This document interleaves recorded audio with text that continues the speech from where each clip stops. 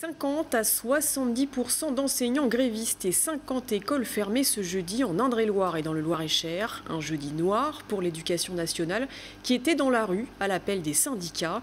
Ils dénoncent des conditions de travail devenues impossibles depuis 2 ans avec l'épidémie de Covid. Hélène Chaplet a suivi la manifestation à Tours. Ils étaient 1200 manifestants selon la police réunis ce jeudi matin dans les rues du centre-ville tourangeau. Des professeurs des écoles, des parents d'élèves ou des personnels de l'animation périscolaire. Tous dénoncent les changements de cap successifs du gouvernement face à la pandémie et la mise en place de protocoles inefficaces ou inadaptés. On attend un petit peu de considération et puis surtout un protocole plus simple à mettre en œuvre et pour les directeurs d'école et pour les enseignants et aussi surtout pour les familles et pour nos élèves, qu'on arrête de les faire tester tous les 3-4 matins. Voilà, ça c'est compliqué, donc de la simplification pour tous en fait.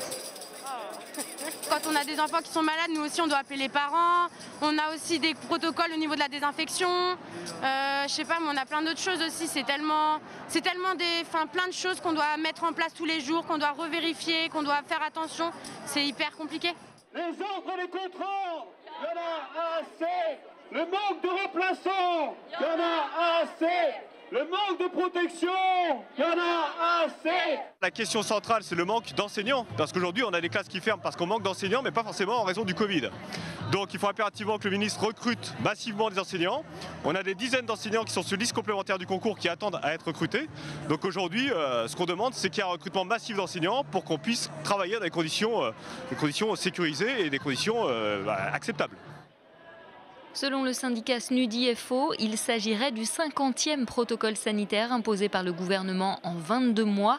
De quoi s'arracher les cheveux du côté des enseignants, mais aussi des parents d'élèves. Tous évoquent de nombreuses heures perdues pour les apprentissages des élèves.